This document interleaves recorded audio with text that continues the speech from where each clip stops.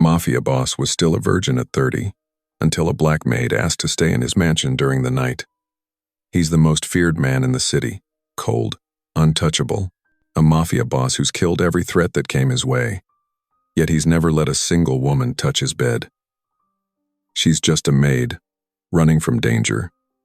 Desperate for a place to hide, she knocks on the wrong door and steps straight into his fortress.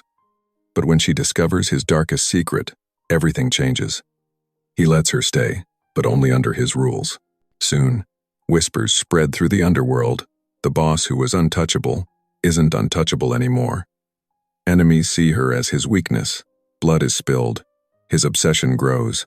And when she tries to leave, he proves there's no escape from him. Because once she enters his mansion, she doesn't just find protection. She awakens a monster who would burn the world to keep her. But is he saving her from danger? Or trapping her in it forever? Drop a comment below and share which part of the world you're tuning in from today. If you enjoy stories like this, don't forget to subscribe for more. The night stretched long and cold as Amara Johnson wiped down the last marble counter in the penthouse apartment. Her muscles ached from hours of scrubbing luxury homes that weren't hers, but the physical exhaustion couldn't compare to her mental fatigue. Another late shift meant another lonely walk home through the dangerous streets of the city. She gathered her cleaning supplies, double-checking that every surface gleamed. The wealthy residents of these apartments demanded perfection, and one complaint could cost her the job she desperately needed. As she locked up, voices drifted up from the street below, angry, threatening voices that made her blood run cold. Tell Lorenzo Vitale his money's due tomorrow. No more extensions. Amara froze. Her brother's name followed, and her heart stopped.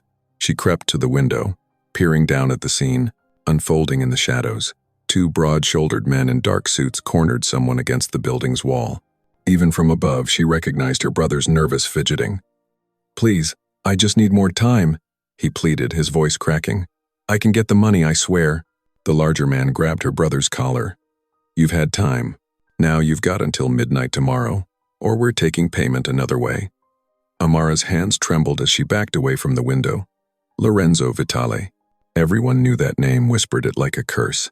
The untouchable mafia boss who ruled the city's underworld from his fortified mansion on the hill. The man whose enemies had a habit of disappearing, and now her brother owed him money. She slumped against the wall, mind racing. Her brother was many things: unreliable, reckless, always chasing get-rich-quick schemes. But he was still family, the only family she had left. She couldn't let the mafia kill him, but she had no money to help him pay his debts. That's when she remembered the rumors about Vitale's estate, a sprawling property surrounded by walls and guards, like a modern fortress. Some said he never left it, preferring to run his empire from behind its gates. Others claimed no one could touch him there, that even rival families wouldn't dare breach his sanctuary. A desperate plan formed in her mind. If she could just talk to him, explain her brother's situation, maybe she could negotiate some kind of arrangement. It was insane, probably suicidal, but what choice did she have? Under cover of darkness, Amara made her way to the hill overlooking the city. The Vitale mansion loomed ahead, its windows glowing like warning beacons. Her heart pounded as she studied the perimeter wall. There, a section where ornamental trees grew close enough to provide cover. She waited until the patrol passed, then darted forward. Years of cleaning had made her quick and quiet. She scaled the wall using the trees, scraping her hands but managing to slip over the top without raising an alarm. The manicured grounds stretched before her, moonlit and deceptively peaceful. She kept to the shadows, moving from bush to bush, getting closer to the main house. Just a few more yards.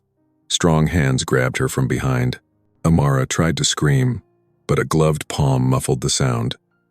Two men in tactical gear emerged from the darkness, their weapons trained on her. "Got an intruder," one spoke into his radio. Female, unarmed, bringing her in. They marched her through a side door and down elegant hallways, their grip bruising. Amara took in glimpses of old-world luxury. Crystal chandeliers, Persian rugs, priceless art, but couldn't appreciate any of it through her terror. They stopped outside massive wooden doors. One guard knocked, then opened them to reveal a study that put all the penthouses she'd cleaned to shame. Dark wood paneling, leather-bound books, and a desk that probably cost more than she'd make in 10 years. Behind it sat Lorenzo Vitali.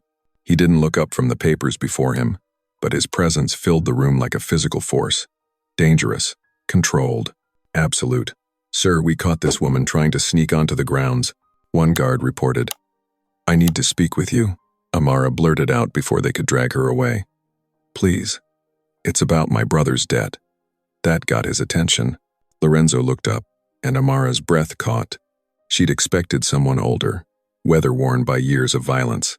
Instead, she faced a man in his early 30s, devastatingly handsome, in a way that made him more frightening, not less. His dark eyes studied her with clinical detachment. "Your brother?" His voice was quiet, cultured, carrying more menace than any shout. "Yes, he owes you money. Your men threatened him tonight. Please, I just want to work something out." The guards tensed, clearly expecting their boss to order her removal, or worse. But Lorenzo's gaze never left her face, reading something there that made him lean back in his chair. "Leave us," he commanded. The guards hesitated. "Now." They released Amara and withdrew, closing the doors behind them. She stood alone before Lorenzo's desk, trying not to show how badly she was shaking. "Most people who sneak onto my property," he said carefully, "are here to kill me, not negotiate. I'm not most people. I'm just a cleaning woman trying to save her brother's life." A ghost of something, amusement, interest, flickered across his features.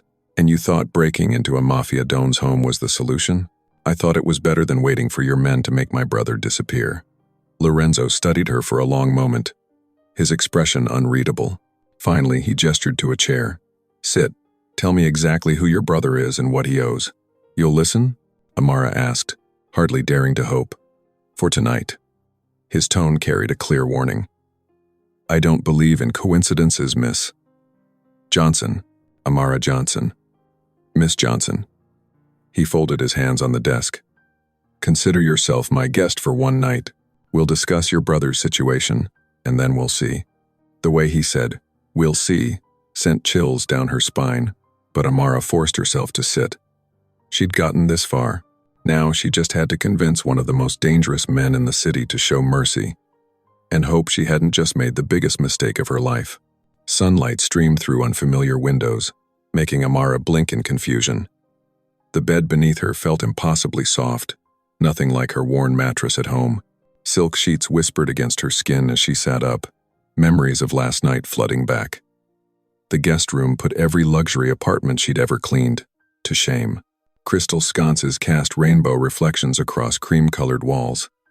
A plush carpet cushioned her feet as she crossed to the ensuite bathroom, where marble countertops gleamed. Voices drifted up from below her window.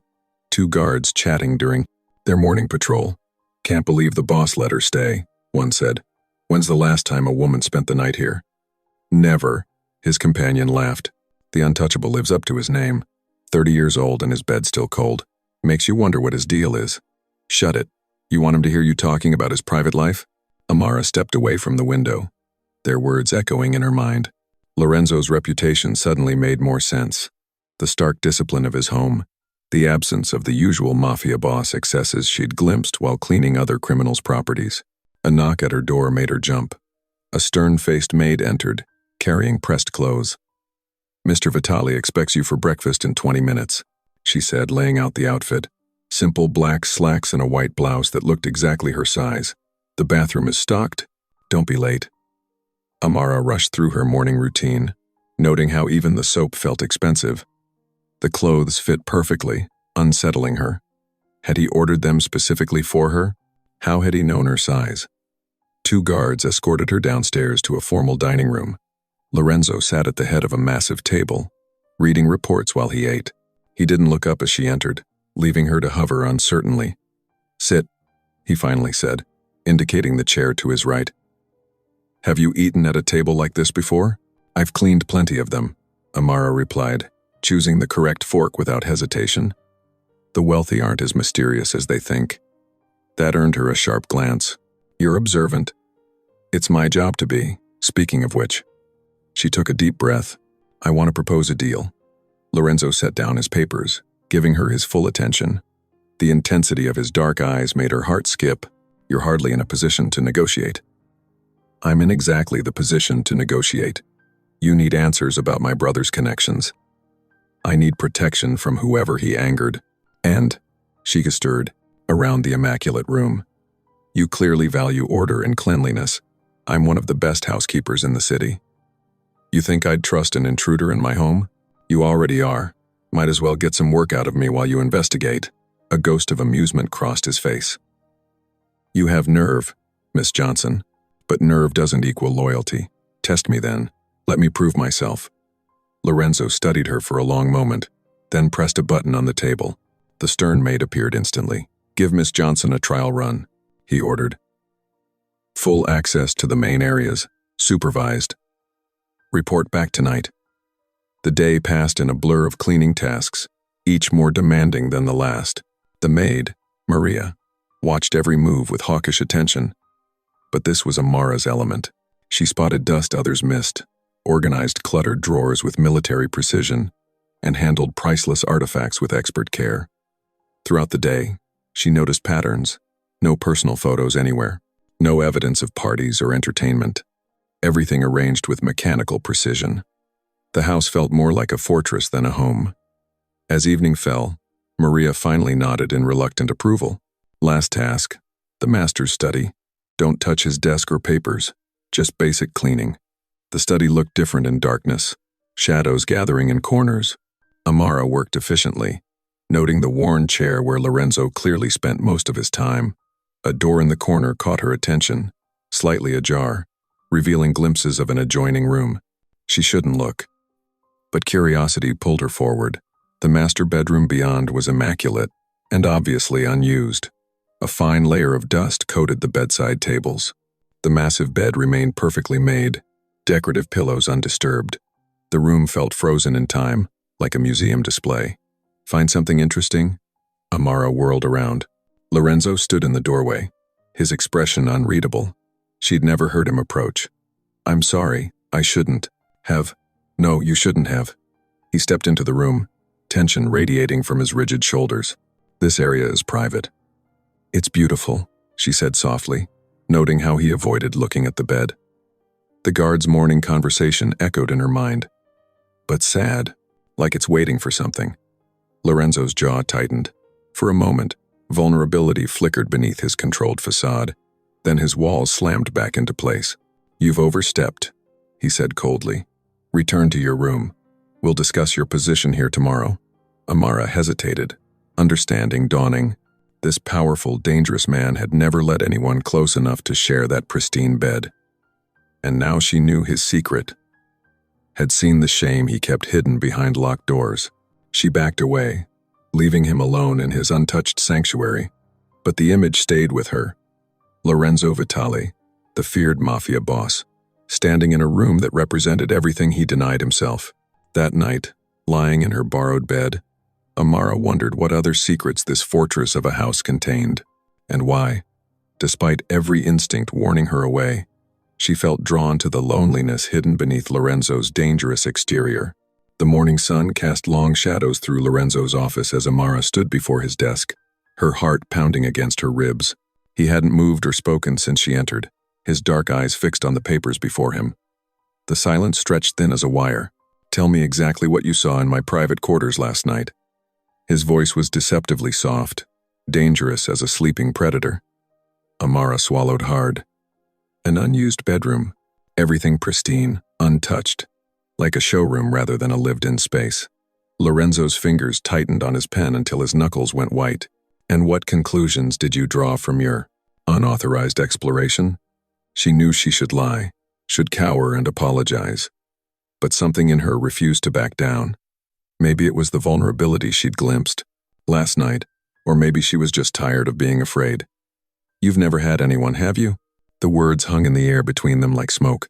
Not just in that bed, anyone at all. The pen in Lorenzo's hand snapped. Ink spilled across the papers, black as blood. In one fluid motion, he was on his feet, circling the desk with predatory grace. Amara forced herself not to retreat as he invaded her space, looming over her. You dare. His voice was barely above a whisper, trembling with rage. You dare presume to know anything about me? I know what I saw. Amara pressed on, even as her instincts screamed at her to stop. A man who keeps everything perfect, controlled, untouched, who doesn't let anyone close enough to disturb that order. Lorenzo's hand shot out, gripping her throat, not squeezing, just holding, a reminder of his power. If you breathe a word of this to anyone, I will end you. Slowly, painfully. Do you understand? But Amara saw past the threat to the fear beneath it. This wasn't just about privacy. This was shame, vulnerability. She met his gaze steadily. I understand that you're human, she said softly, despite everything you do to hide it. His grip tightened fractionally, then released.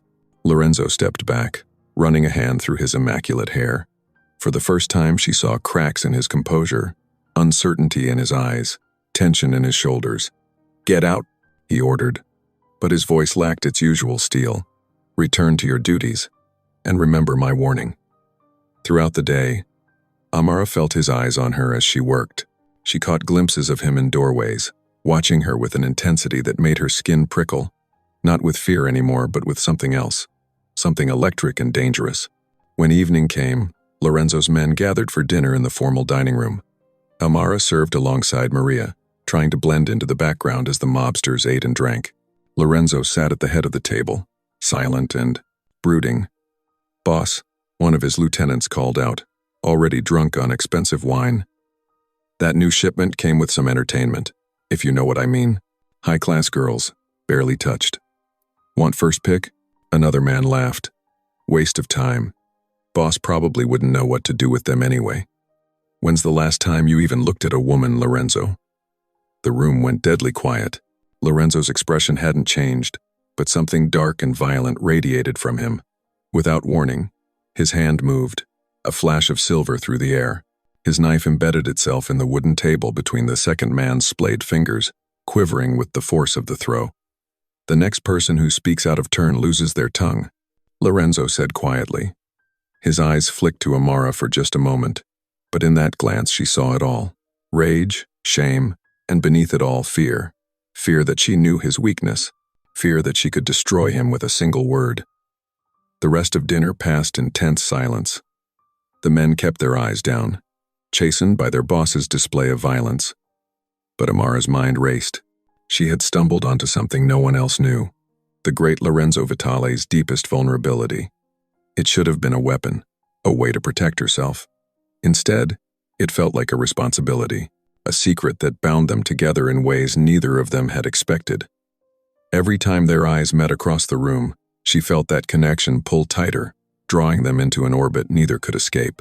As she cleared the plates, carefully avoiding the knife still buried in the expensive wood, Amara realized the power dynamics had shifted. Lorenzo might control her freedom, might threaten her life, but she held something far more precious, his truth. The question was, what would she do with that power? The weight of his gaze followed her from the room, heavy with unspoken warnings and unnamed possibilities. In the kitchen, she caught her reflection in a polished copper pot, flushed cheeks, bright eyes, looking more alive than scared. Something was changing between them, as delicate and dangerous as a dance on razor's edge. Maria appeared beside her, speaking low. The master wants you to serve his evening coffee in the study. Amara nodded, her pulse quickening. She knew this wasn't just about coffee. This was about what she'd seen, what she knew, and what it meant for both of them. As she prepared the tray with trembling hands, she wondered if she was walking into a trap or an opportunity. Either way, there was no turning back now. She had crossed a line, glimpsed behind the mask of the most dangerous man she'd ever met. Whether that knowledge would be her salvation or her destruction remained to be seen. The pale light of dawn crept through the curtains as Amara's trembling hands stuffed her meager belongings into a small bag. 3 days in Lorenzo Vitale's mansion had shown her too much the violence simmering beneath the surface, the watchful eyes that never left her, and most dangerously, the secrets she now knew about the most feared man in the city. Her heart thundered against her ribs as she glanced around the lavish guest room that had been her cage. The silk sheets and crystal vases felt like a mockery now. Every luxury here came with chains, and she'd rather have her freedom than golden handcuffs. Amara crept down the marble hallway, her footsteps whisper-soft on the polished floor. The mansion was quietest at dawn, when even the guards grew drowsy. She'd watched their patterns, noted the gaps in their surveillance. There was a small window of opportunity between shift changes, and she had to take it. Just as she reached the grand staircase, the morning silence shattered. The crack of gunfire split the air, followed by shouts and the sound of breaking glass. Amara's blood turned to ice as bullets peppered the front of the mansion. Guards erupted from every direction, weapons drawn. Through the chaos, Lorenzo appeared like a dark angel of death, his movements fluid and precise. He wore only black slacks and an unbuttoned shirt, but he moved with lethal grace, barking orders in Italian as he coordinated his men's defense. "Get down!" A guard grabbed Amara, pulling her behind a marble column as more bullets sprayed through the windows. She caught glimpses of the attackers through the broken glass men in black tactical gear. Moving with military precision, Lorenzo's voice cut through the chaos like a blade. "They're Russo's men. They tracked her here." His eyes met Amara's for a split second, dark with fury and something else possession. She watched, paralyzed, as Lorenzo moved through the firefight like a dancer of death. His first shot caught an attacker in the throat, the second between the eyes. No wasted movements, no hesitation. This was the monster the underworld feared, stripped of his civilized veneer. A grenade crashed through a window, rolling across the marble floor.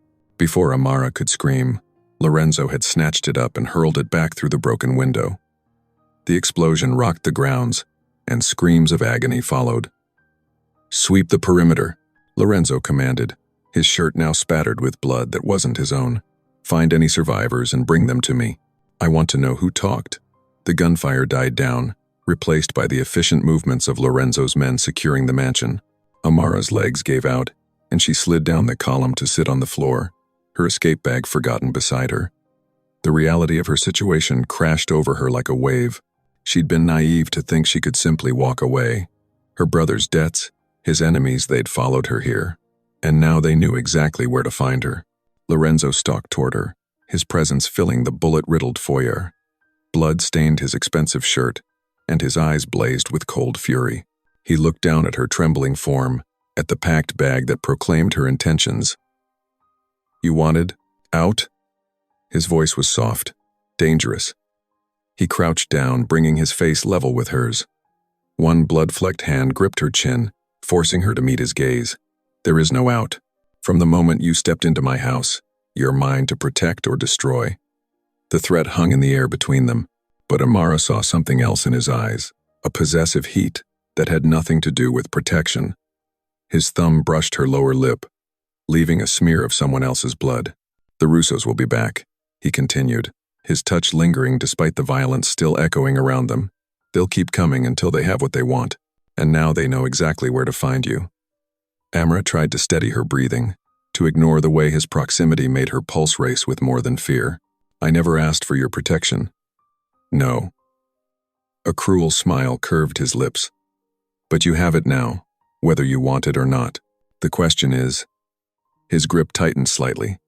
"Will you make me regret offering it?" The sound of approaching footsteps made him release her.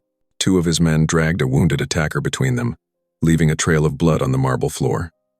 Lorenzo rose smoothly to his feet, the tender cruelty of his touch replaced by pure menace. "Clean yourself up," he ordered Amara, not looking at her. "And remember, the next time you try to run, it won't be just my men you have to get past." The morning sun cast long shadows through the windows of Lorenzo's private wing as Amara paced the elegant hallway. Two armed guards tracked her every movement, their presence a constant reminder of last night's violence. The attack had changed everything. Her status as a mere maid had evolved into something more complicated, something that required Lorenzo's personal protection. "Miss Johnson." One of the guards gestured to the dining room. "The boss requests your presence for breakfast." The dining room, like everything in Lorenzo's wing, breathed old money and power. Dark, wooden panels lined the walls, and a crystal chandelier hung above a table that could seat 20 but was set for only 2. Lorenzo sat at the head, his broad shoulders filling out an immaculate black suit. He didn't look up from his newspaper when she entered. "Sit," he commanded, his voice carrying that edge that expected immediate obedience. Amara slid into the chair to his right, noting how the staff had already laid out fresh fruit, pastries, and coffee. The silence stretched between them as she poured herself a cup, the clink of china against china almost deafening in the quiet room. You'll remain in this wing until further notice, Lorenzo said finally, folding his newspaper with precise movements. My men will escort you anywhere you need to go. I'm not a prisoner, Amara protested, though her voice lacked conviction. His dark eyes met hers. No, you're an asset that needs protection. The word asset stung, but she couldn't deny the flutter in her stomach when he looked at her that way, intense, focused, as if she were the only person in his world, even if it was just because she knew his secret. The days stretched into a strange routine.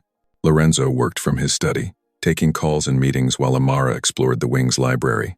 It was there she found moments of peace, losing herself in leather-bound volumes while pretending not to notice how Lorenzo would sometimes watch her from the doorway. On the third afternoon, she discovered something unexpected. Through the library window, she spotted Lorenzo in the courtyard, crouching down to place a small bowl on the ground. A scraggly orange cat emerged from the bushes, approaching him cautiously. The feared Mafia boss remained perfectly still as the cat ate, his expression softer than she'd ever seen it. He comes every day at 4. Lorenzo's voice startled her. He'd returned without her noticing, his presence filling the library doorway, sometimes bringing friends. I wouldn't have thought you'd care about stray cats, Amara said, turning to face him. Everything deserves a chance to survive. His words carried weight beyond the cat, his eyes fixed on her with an intensity that made her breath catch. That evening, storm clouds rolled in, bringing with them sheets of rain that lashed against the windows. Amara had just finished dinner alone in her room when the lights flickered once, twice, and then plunged the wing into darkness. Miss Johnson?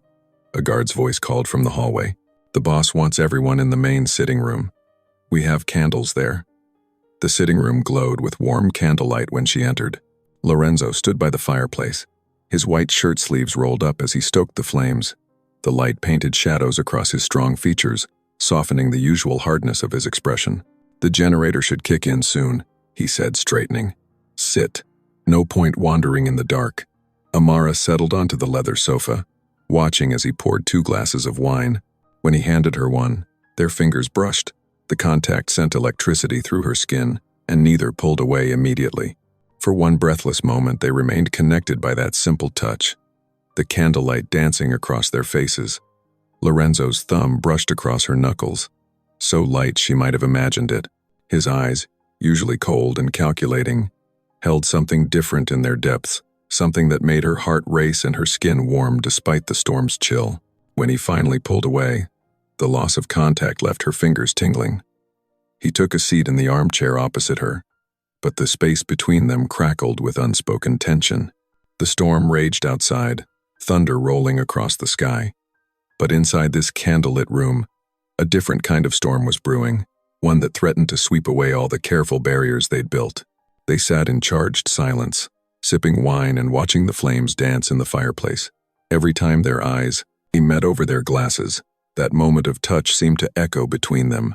The guards stationed at the doors might as well have been statues for all the attention either paid them. The power remained out, and the candles burned lower, casting ever-shifting shadows across the room. Neither spoke of the touch, of the way it lingered in the air between them like an unfinished sentence, but Amara could feel it changed something fundamental in their dynamic. The careful distance they had maintained was cracking, revealing something far more dangerous underneath. Thunder rumbled outside the mansion's thick walls as Amara restlessly paced the kitchen. The storm that had trapped them together last night showed no signs of letting up, and the enforced proximity made her skin tingle with awareness.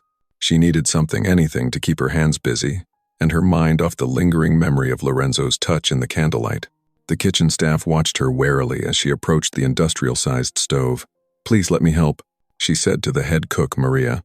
"I used to work in food service before everything changed, before she'd stumbled into this dangerous world of luxury and violence." Maria hesitated, clearly remembering Lorenzo's orders about keeping his guest safe, but finally handed over an apron. "You can chop the vegetables for the soup." Amara lost herself in the rhythm of the knife against the cutting board, grateful for the simple task. The steady drum of rain against the windows almost masked the sound of running footsteps in the hallway. Almost. The kitchen door burst open. "Boss needs everyone in secure positions," a guard announced, his hand already on his weapon. "We've got movement at the gates." Amara's knife clattered to the counter. The kitchen erupted into controlled chaos as staff moved quickly to predetermined safe rooms. Before she could follow, another guard appeared specifically for her. "Miss Johnson, with me. Boss's orders." They hurried through the mansion's corridors. The guard's grip firm but careful on her arm. He led her to Lorenzo's study, where the man himself stood at the windows, his broad shoulders tense as he studied the security feeds on multiple screens. "3 vehicles," he said without turning. "They think the storm gives them cover." His voice was ice, cold, completely different from the almost gentle tone he'd used with her last night. Amara watched the grainy footage, her heart pounding. "The same ones as before?" "Yes." Lorenzo finally turned, and the predatory gleam in his eyes made her shiver. "Stay here. Watch. You need to understand exactly what it means to be under my protection." He moved with lethal grace as he left the study, barking orders into a radio. The security feeds showed him emerging onto the front steps, flanked by his men. Rain plastered his expensive shirt to his shoulders, but he seemed oblivious to the weather. The first vehicle crashed through the gates, and Amara's hands flew to her mouth, but Lorenzo stood unmoved, waiting. When the car skidded to a stop, men poured out with weapons raised. What happened next burned itself into Amara's memory forever.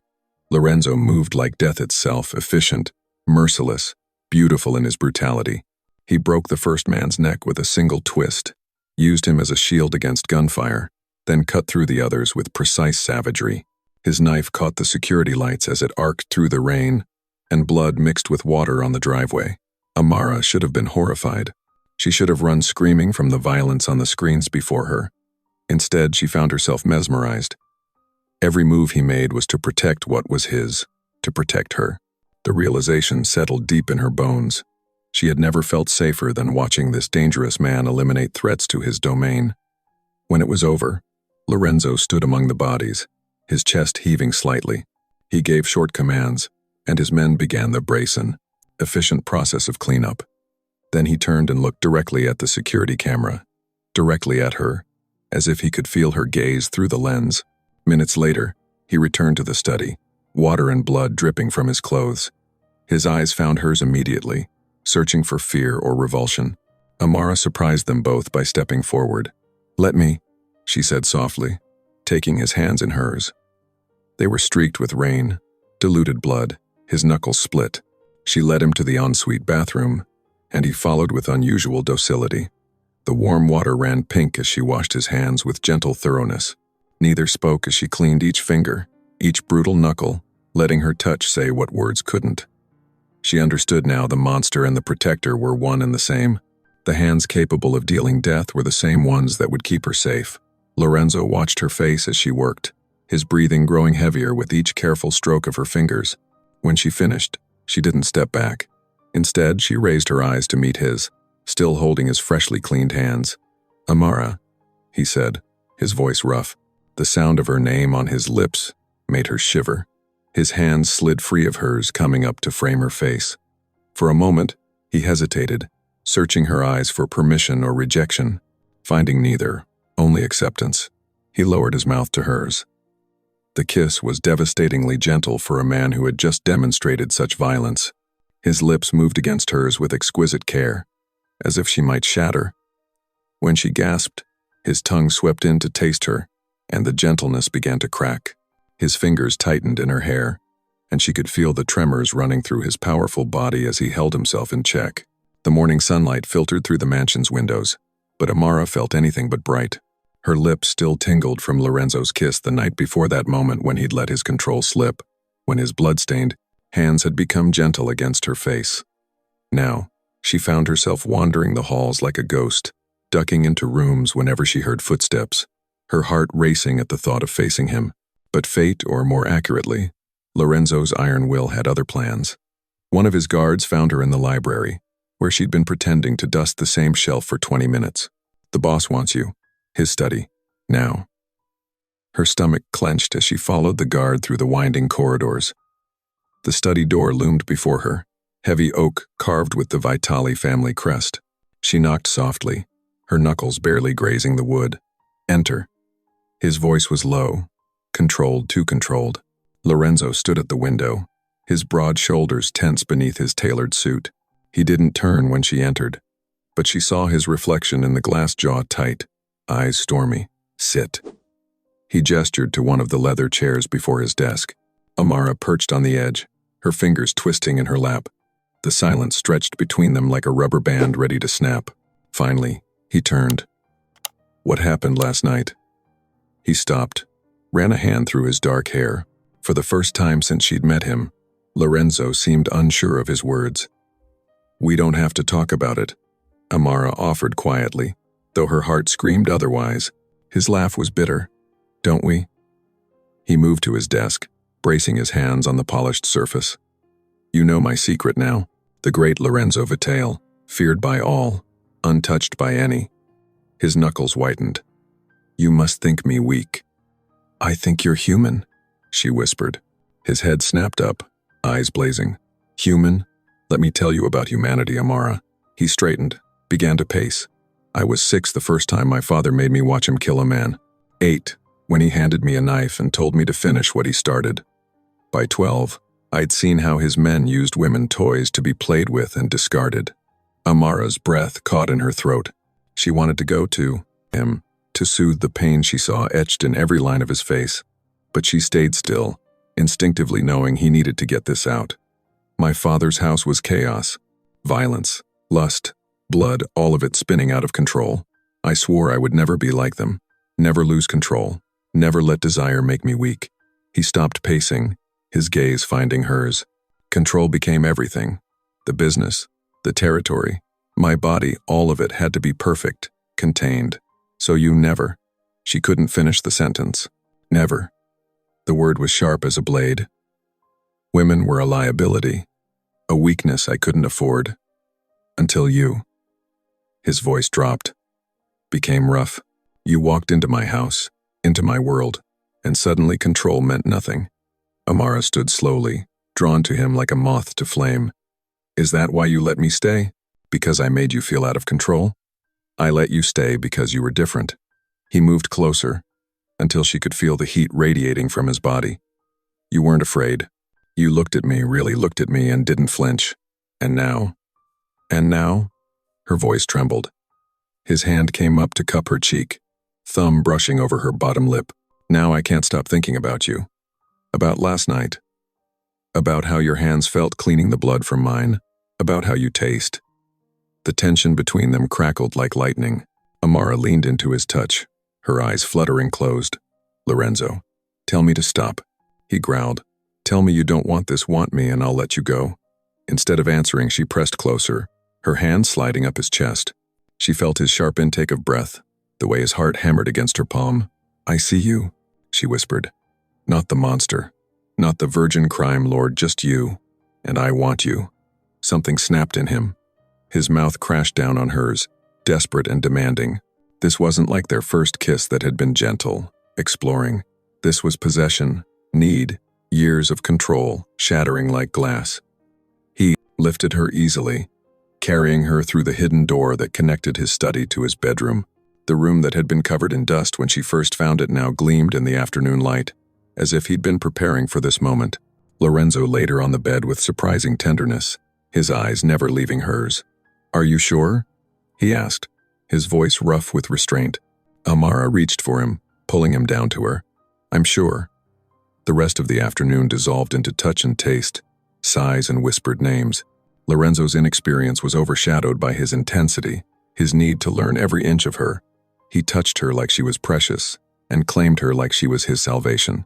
In the gathering darkness, as they lay tangled in silk sheets, Amara traced the scars on his chest and understood this wasn't just sex.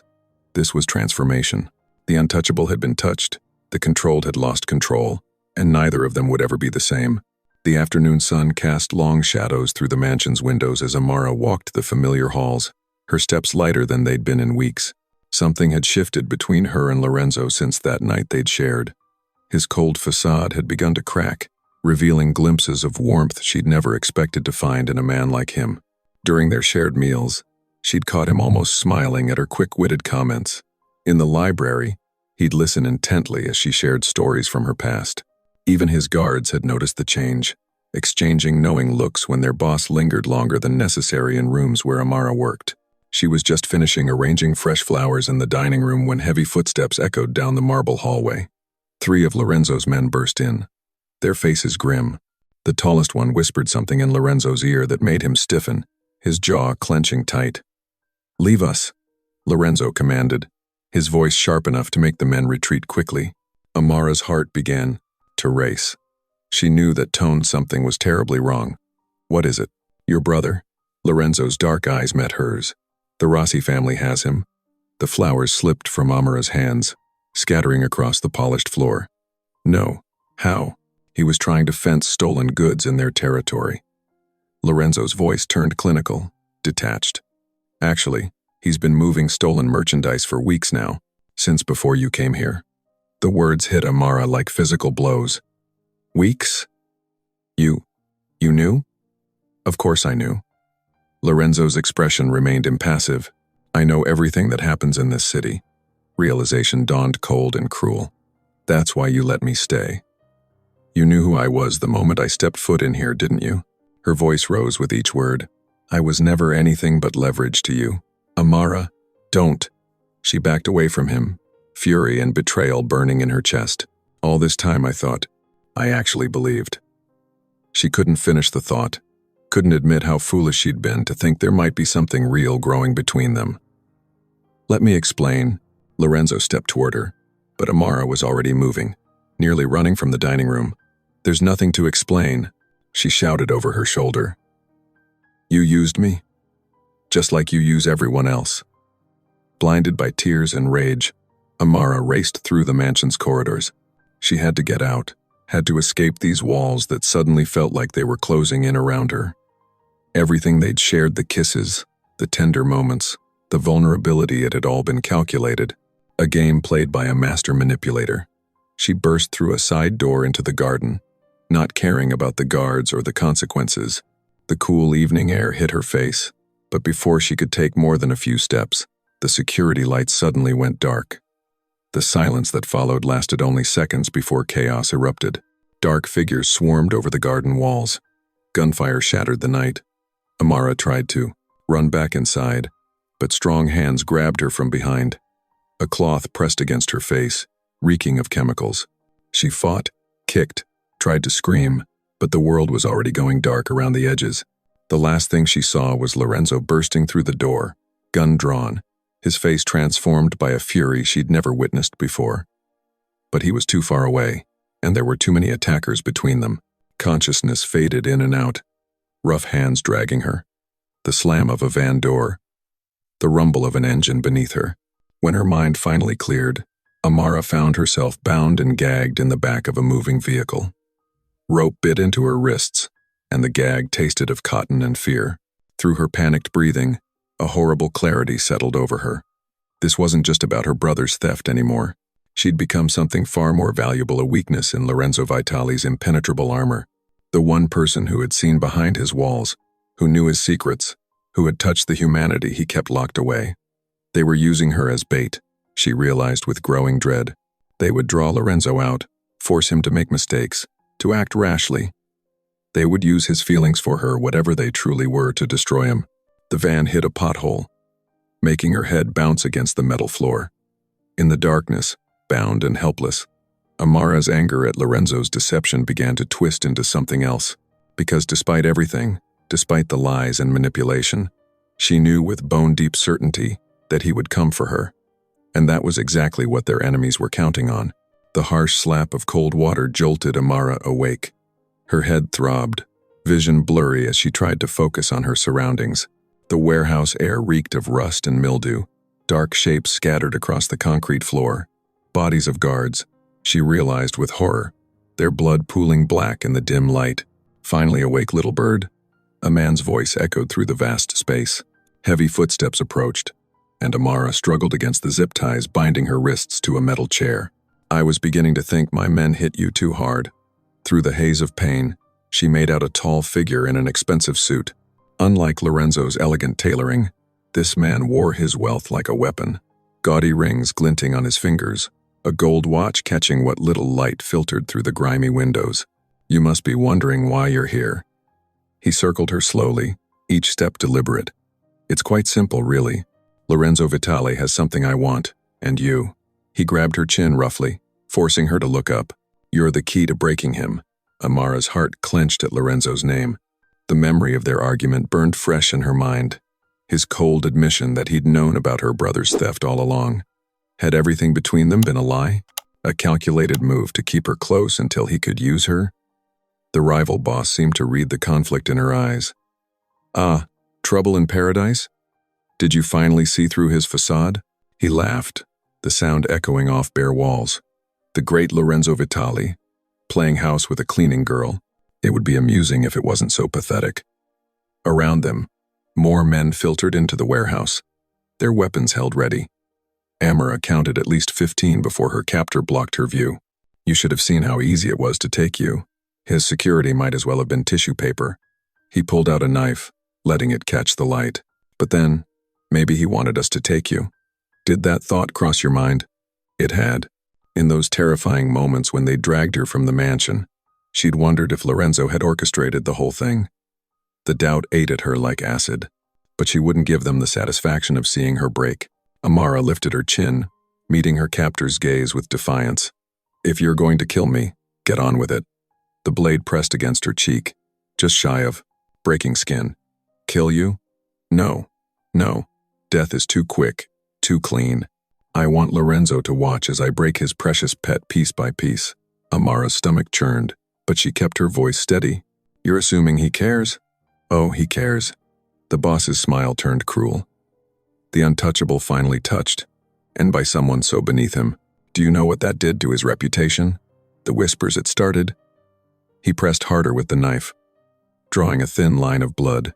When word got out that Lorenzo Vitale kept a woman in his house, every family in the city took notice.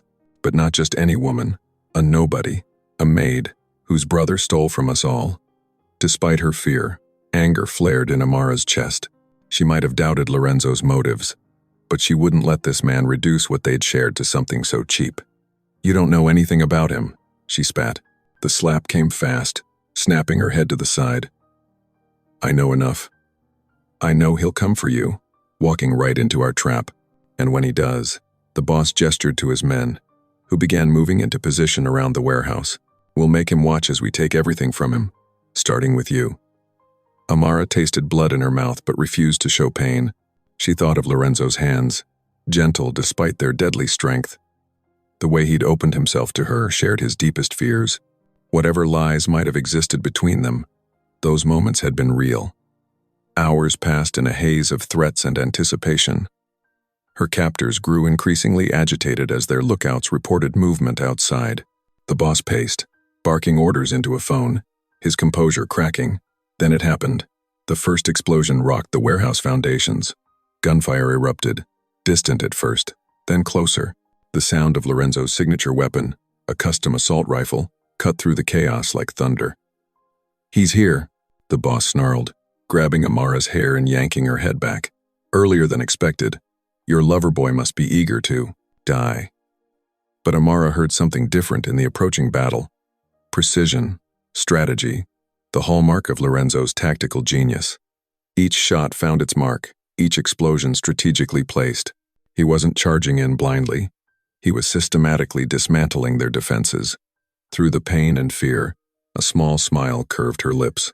Lorenzo might have kept secrets, might have betrayed her trust. But in this moment, she recognized the truth. He had come for her. And Lorenzo Vitale never started a war he couldn't finish. The warehouse doors exploded inward with a thunderous crash. Through the settling dust, Lorenzo emerged like an avenging angel of death. His usual immaculate suit was splattered with crimson, his dark eyes burning with a fury Amara had never witnessed before. He moved with lethal grace, each step purposeful as he advanced through the warehouse. "Kill him!" the rival boss screamed, shoving men forward like sacrificial lambs. Lorenzo didn't hesitate. His knife flashed in the dim light, opening throats and finding hearts with surgical precision. Each movement was economical, practiced, the work of a man who had dealt death his entire life. Bodies dropped around him like autumn leaves, their screams cut short by his blade. Amara watched, transfixed by the brutal dance. This was Lorenzo stripped of all pretense, all civilization. The monster everyone whispered about, fully unleashed. But instead of terror, she felt an odd sense of safety. All this violence, all this death, it was for her. "Stay back." The rival boss grabbed Amara's hair, pressing a gun to her temple. His hand shook, betraying his fear. "One more step, and I paint the walls with her brains." Lorenzo stopped, his chest heaving, blood dripping from his knife. "You touched what's mine." His voice was ice, promising something worse than death. "For that alone, your suffering will be legendary. You think I'm afraid of you?"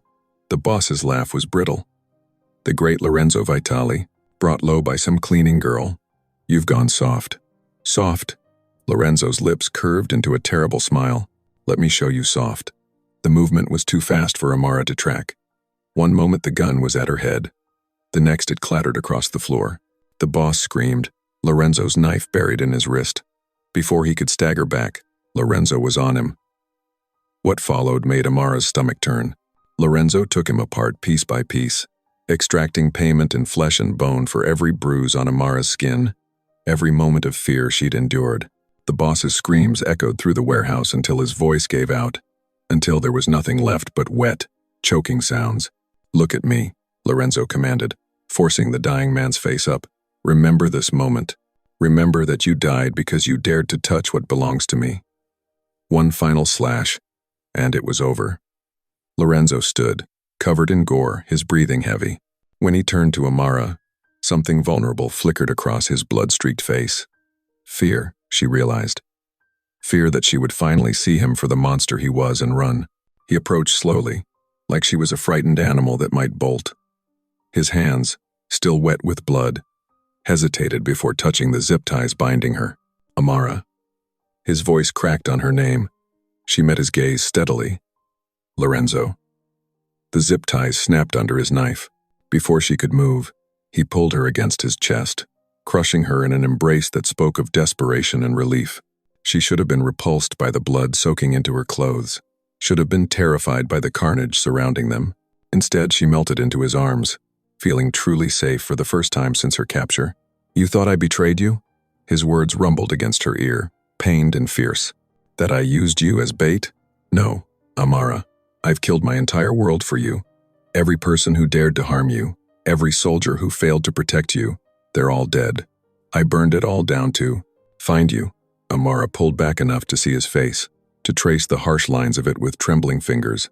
"I thought, when I learned about my brother, I knew about him, yes, but I kept you because I couldn't let you go, not because of him." Lorenzo pressed his forehead to hers, his grip tightening. "You've ruined me, Amara Johnson, made me weak, made me need something more than power and control, and now everyone knows it." "Is that such a terrible thing?" she whispered. "It should be." His laugh was rough. "I've spent my life being untouchable, being feared, and here you are, touching all the darkest parts of me, and I can't bring myself to stop you." Sirens wailed in the distance, his men, no doubt, cleaning up the mess. But for this moment, they existed in their own world of shadow and blood, where monsters could love and be loved in return. "Take me home," Amara said softly, and felt him shudder against her. He swept her into his arms, cradling her against his chest as though she were something precious rather than a woman soaked in violence. As he carried her through the carnage he'd created, she understood finally what it meant to be loved by a man like Lorenzo Vitali. It meant destruction and protection in equal measure, tenderness wrapped in brutality, a love that would burn the world to ash just to keep her warm. Back at the mansion, the night wrapped around them like a protective shroud. Amara sat on the edge of Lorenzo's bed, her hands still trembling as she traced the bruises on her wrists where the ropes had cut into her skin. Lorenzo paced the room like a caged beast, his presence both terrifying and comforting. He hadn't left her side since their return, ordering his men away with a single murderous glance. "You need to rest," he said, his voice rough with barely contained emotion, but his eyes never stopped scanning the shadows, as if enemies might materialize from the darkness itself. "I can't," Amara whispered. Every time she closed her eyes, she saw the warehouse, felt the cold metal of guns against her skin. "Lorenzo, what I saw today." He stopped pacing, turning to her with intensity that made her breath catch. Blood still stained his white shirt cuffs, a reminder of what he was capable of. "You saw me, the real me, the monster they all fear." No. Amara stood on shaky legs, closing the distance between them. I saw a man who tore through hell to find me. His hands clenched at his sides, struggling with the urge to touch her. I killed them all, Amara. Every single one. And I would do it again. I know. She reached for his face, feeling the tension in his jaw. When they had me tied up, I was afraid. Not of death, but that I'd never see you again. That I'd die believing you betrayed me. Lorenzo caught her wrist, his grip gentle despite the violence still thrumming through him. I should have told you about your brother sooner. But I was afraid too. Afraid you'd run. Afraid you'd see me as nothing but the beast they call me. I see all of you, Amara said, her voice growing stronger. The man who feeds stray cats when he thinks no one's watching. The man who kept himself untouched, waiting for something real in a world of lies. His breath hitched. Slowly, reverently, he brought her wrist to his lips, kissing where the ropes had marked her. I saved myself for you before I knew you existed. In a world where everything was about power and possession, I refused to be like my father. I refused to take without love. Tears spilled down Amara's cheeks. You waited 30 years. And I would wait 30 more, he murmured against her skin. But now that I have you, I won't let anyone take you from me again. The tension between them snapped. Lorenzo's mouth claimed hers with desperate hunger, and Amara matched his intensity. Their hands tore at clothes, needing to feel skin against skin, to prove they were both alive and together. He lifted her onto the bed with careful strength, his body covering hers like a shield. Tell me you're mine, he demanded, his voice raw with need. Tell me you choose this. Choose us. I'm yours, Amara gasped as his lips traced her neck. I choose you, Lorenzo. All of you, the darkness and the light. Their lovemaking was fierce and tender, passion tinged with the day's fear and violence. Lorenzo worshipped her body as if memorizing every inch, while Amara's hands mapped the scars that told his story. When they finally lay tangled in the sheets, sweat cooling on their skin, Lorenzo pulled her closer against his chest. You are my first, he whispered into her hair, his heart beating steady against her back. My last, my only. His arm tightened around her waist. You don't leave this house. You rule it with me. Amara threaded her fingers through his, feeling the strength in hands that had killed for her hours ago. Your queen in the House of Wolves? My equal, he corrected, pressing a kiss to her shoulder. The only person who's ever seen past the monster to the man. The only one who made the wait worthwhile. They lay in the darkness, their breathing synchronized, as the mansion's guards patrolled outside. Amara knew there would be more dangers, more violence. Lorenzo's world wouldn't change overnight. But she had found something rare and precious in this dangerous man. A love fierce enough to kill for, pure enough to wait for, and strong enough to last forever. Lorenzo's thumb traced circles on her hip, a possessive gesture that made her shiver. Sleep, he murmured. I'll keep watch. And for the first time since the warehouse, Amara felt safe enough to close her eyes, protected by the devil who had chosen her to be his salvation. The morning sun streamed through the tall windows of the Vitale mansion, casting golden light across marble floors that Amara once scrubbed on her hands and knees. Now, 3 weeks after her rescue, she walked those same halls with her head held high, the click of her heels echoing authority with every step. The staff bowed their heads respectfully as she passed. No longer the desperate maid seeking shelter, but the woman who had tamed their untouchable boss. In Lorenzo's office, she found him reviewing reports, his dark eyes focused and dangerous. But when he looked up at her, that trademark coldness melted away. Come here, he commanded softly, extending his hand. Amara approached without hesitation, settling into his lap as naturally as breathing. The Russo family sent another peace offering, he murmured against her hair. They're terrified after what happened at the warehouse. His arms tightened around her waist. Everyone knows now what I'll do to protect what's mine. Amara traced the scar on his knuckle, remembering the blood that had covered these hands when he came for her. And what am I exactly? My queen. He pressed a kiss to her neck. My salvation. Another to her shoulder. My everything. The transformation of the mansion mirrored their own. Where once cold silence ruled, now warmth crept in through small changes, fresh flowers in crystal vases, soft music drifting through halls. Genuine laughter from the staff when Lorenzo wasn't watching. Even his most hardened men seemed lighter, though they remained lethal shadows guarding every entrance. Later that afternoon, Amara found herself in the kitchen, teaching the chef her mother's recipe for banana bread. The same kitchen where she'd once hidden, terrified of the monster upstairs. Now she moved freely, belonging completely. The boss never ate sweets before you, the chef confided, watching her mix ingredients. Now he asks for your dessert specifically. He's still the same man, Amara said, smiling. Just softer, sometimes, when we're alone. And it was true. Lorenzo remained the feared Mafia boss, dealing death and commanding respect with the same brutal efficiency. But behind closed doors he showed her sides of himself no one else would ever see. The way he held her after nightmares, how he'd trace patterns on her skin while telling stories from his childhood, the gentle way he'd kiss her awake each morning. That evening they shared dinner in his private dining room, another ritual that had evolved. Gone were the tense silences of her first meals here. Now they talked freely, his hand often finding hers across the table. The Colombo family is asking for a meeting, he said, watching her reaction carefully. They want to discuss territory. And you're telling me because you see things I miss sometimes. Your instincts about people. He paused, considering his words. They've proven valuable. Amara felt warmth bloom in her chest. This was trust. Real trust.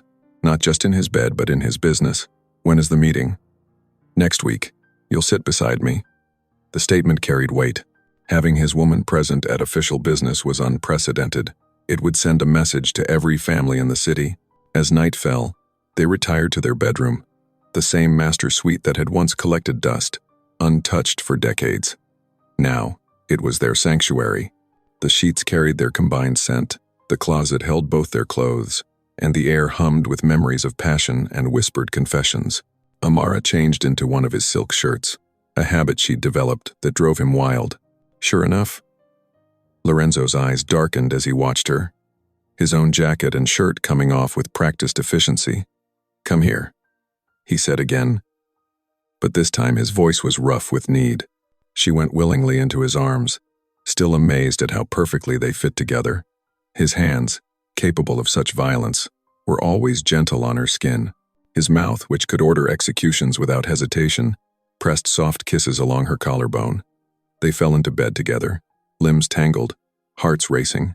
Every touch felt like coming home, every kiss a reminder of how far they'd come from those first tense days of suspicion and fear. Later, wrapped in sheets and afterglow, Lorenzo traced the fading bruises on her wrists, reminders of her captivity. His jaw clenched at the sight, but Amara soothed him with a touch to his cheek. I was untouched for 30 years because no one deserved me, he whispered into the darkness, voice thick with emotion. But now, I will never let you go. You are mine until my last breath. Amara curled closer, feeling the steady beat of his heart beneath her palm. In this moment, the dangerous world outside ceased to exist. Here, in the arms of a man who had waited 3 decades to find her, she was home. The maid had become a queen. The monster had become a man who loved her. And their story had only just begun. Thank you for listening. Stories connect us in the most unexpected ways. If you felt that spark today, make sure you're subscribed. I share a new one daily, and the next might change your day.